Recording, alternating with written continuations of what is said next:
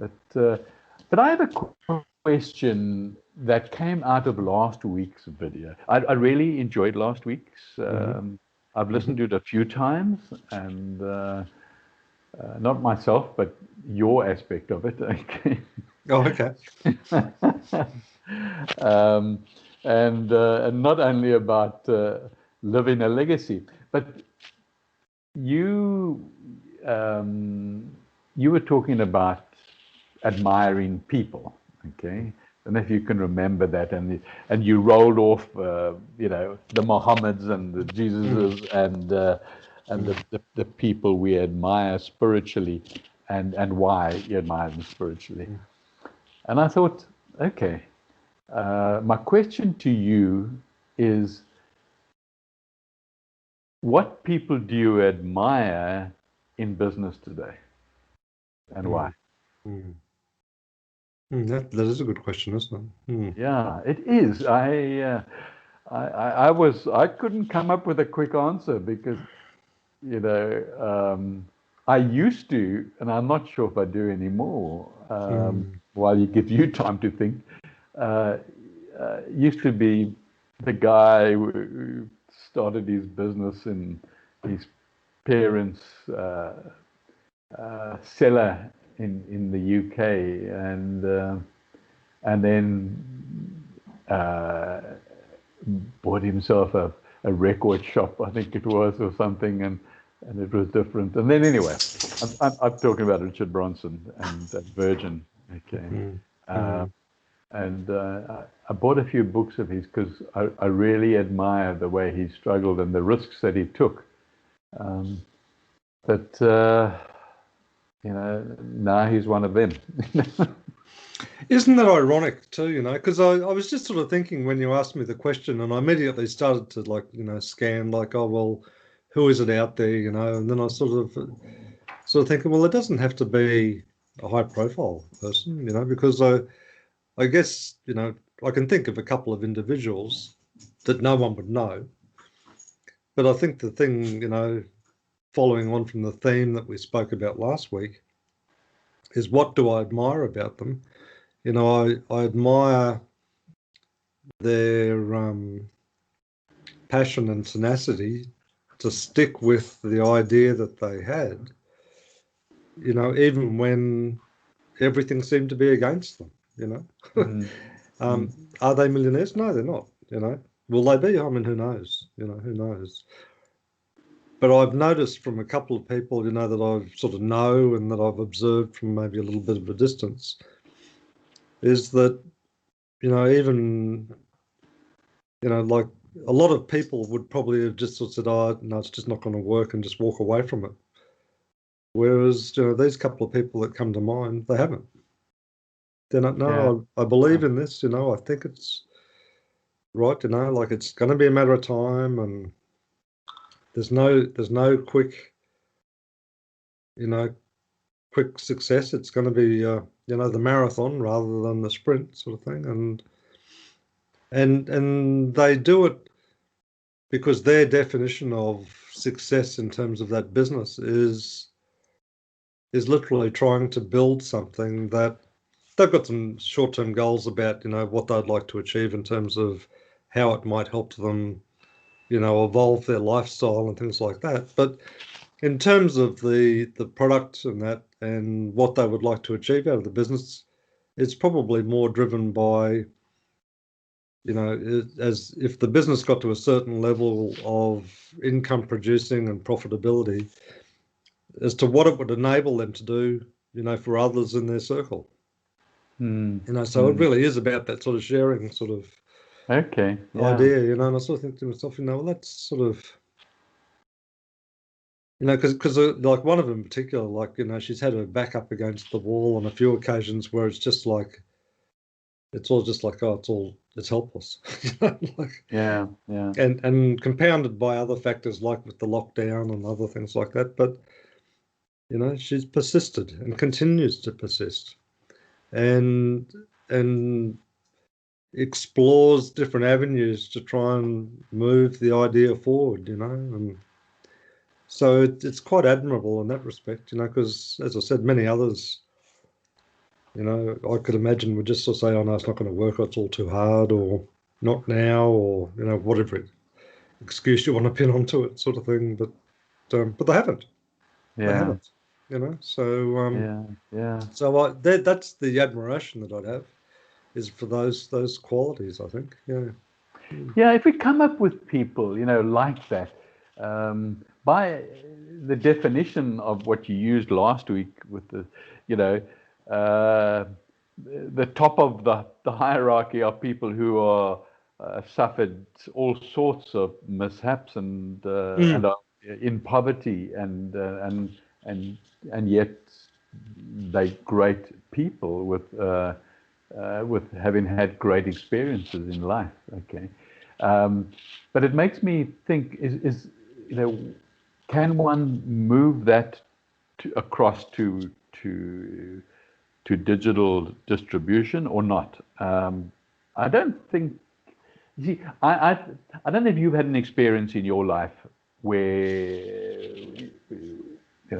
I had an experience where I was working as a director for a company, and they then sold out, and they wanted to go into the video business, and I didn't want to go into the video business.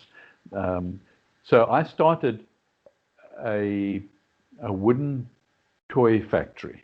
Okay, Mhm. and I was really pumped about this because I felt that because I had a certain number of children at that time, that children needed to not feel plastic because plastic was an energy that was very tense. Okay, Mm. Mm. and wood was something that had beautiful energy about it. Okay, Mhm.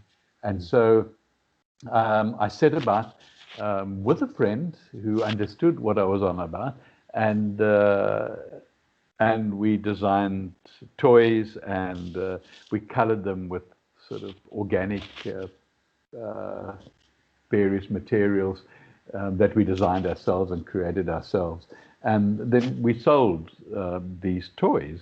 And the reason I'm telling you is because uh, I had a purpose, a real purpose for the world. Mm. Okay, Mm. and so there was a good why and there was a good intent. Okay, and then before I could really get to a point of saying, well, I'm wealthy, I went bankrupt. Mm. Okay, and the reason I went bankrupt is that my factory manager, unknown to me, was stealing me blind, and his wife was selling the wooden toys and things, Mm. and so really a bad control from my side because I was doing the marketing throughout the country. Mm. So, but I can identify with that feeling of this is really what I wanted to do. Mm. And is that what have you had an experience like that? Yeah, I do, and it's a fascinating thing because like when I started like in a serious business sense was with the antique furniture and the restoration and preservation of the furniture. Mm, It was exactly some of those things that you just described. The energy associated with those pieces and the stories that they told, and the fact that I used to use terms like I don't sell the furniture, I just rehome it to the next custodian. Because of right. it out the furniture being hundreds of years old quite often. So whoever was going to buy it, was just going to be the next custodian until you know it outlived them. Right. Provided it was looked Right. after and stuff like that. And it was sort of interesting too because it was a bittersweet thing too because I'm still am passionate about it. But it was sort of ironic because it literally in the last fortnight, um, I was asked to write an ebook around which I'd written ages ago, but I sort of modified it around caring for wooden furniture. So I just said it's a generic caring for wooden furniture, Right. and I sort of went into a fair bit of detail about the why behind it and dealing with things like relative humidity and sunlight and all of those, Okay, fantastic. all of those factors. Yeah. And there was sort of, like the feedback from it, from the people who requested it, was quite mixed. Some of them said, "Oh, like this is fantastic. I hadn't thought about that, and I hadn't, da, da, da, da." And yet there was an element there with a couple of them was like, "Oh, well, when my furniture breaks, I just throw it away and go and buy some new stuff." And I thought, yeah, but that's the whole point of what I'm saying. It's like this. Yeah, they missed the point. They missed the Yeah, point. yeah. Yeah. And they subsequently asked me to follow it up with some other ebooks around, like traditional finishes on furniture, and again, why those finishes were used and how to do them and how to maintain them and all that sort of stuff. And I got quite excited. I thought this is fantastic. Some people were really interested and gave me an opportunity to again put stuff down on paper that I'd sort of bottled up for a long time. Mm. And again, it was like, oh yeah, that's interesting. Oh, but is that still relevant to today? Okay. Well, Yes. of course it is. Of course it is. No, They haven't been thinking like you have. no, well, but isn't that the irony of it? And I think in some respects for me, and that's why there's been a lot of contemplation in the last week, is the irony of it is I think that's what we're up against. That people have been conditioned, particularly, since, the 1990s, like with that digital industrial mindset. It was all just about flipping it, flogging it, and throwing it away. And that's been the mindset that I think that we're up against a bit. That this life is a lot more than just about pumping stuff out of a factory, flogging it off, and then when it breaks, people throw it away. I mean, that's and you don't have to think too far back.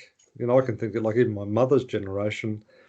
Like when she'd buy something like, I don't know, like an electric kettle. It'd be sort of like a porcelain kettle, and it had this element inside of it. And when the element burnt out, well, you didn't throw the kettle away. You just bought a new element.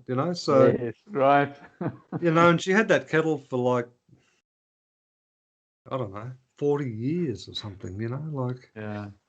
And I know, like from a factory perspective in the modern age, there's well, that's not sustainable. We need to be getting people to buy a new kettle every 18 months, 2 years. Yeah. Yeah. So that's the mindset I think that we're going to be up against in a big way. That we've all been conditioned to this evil throwaway society, and that's manifested itself, in my view, in so many dimensions of people's lives, like relationships and the material things that they have around them, and all sorts of things. It's all, oh no, I'm tired of this, throw it away. So. Yeah. I agree but we knew that we were up against this, okay? And we know today that we're up against it. But having said that, there is that niche of people that are really looking for, and we really need to join hands with them, and all of us move forward. And I think COVID has inadvertently opened that door for us too, in many respects, because one of the byproducts I see of like, the compulsory lockdowns is when people were sort of had to stay at home, and that I think it started to open the creative spirit in a lot of people because they couldn't do anything else, so they looked in, and there was things that they decided to do that they hadn't done for a very, very long time, like go into their garages and their workshops and start making stuff. Right. Or And people renovate. have growing food in Yeah, on that's their right. branches and stuff. Yeah. Exactly right. I mean, I was talking to a guy there the other day down at the local Bunnings, and he was saying that, with their suppliers of seedlings and that before the lockdowns, their specification to their wholesalers was, oh, when you sell us like a tomato seedling, it has to be like 6 inches tall, or Yeah. and then as this huge wave of demand flooded through with all the lockdown and everyone going back into their gardens and stuff, all of a sudden it was like, oh no, just give us seedlings which are 3 inches tall. Right. What is? So Yeah. things just changed, Yeah. and that wave that swept through was consumer led. It Mm. wasn't manipulated by some rooster sitting over in a high-rise building in New York or something like that. It was Yeah. Yeah. Yeah. Yeah. coming from people's hearts. So Mm. Mm. Mm.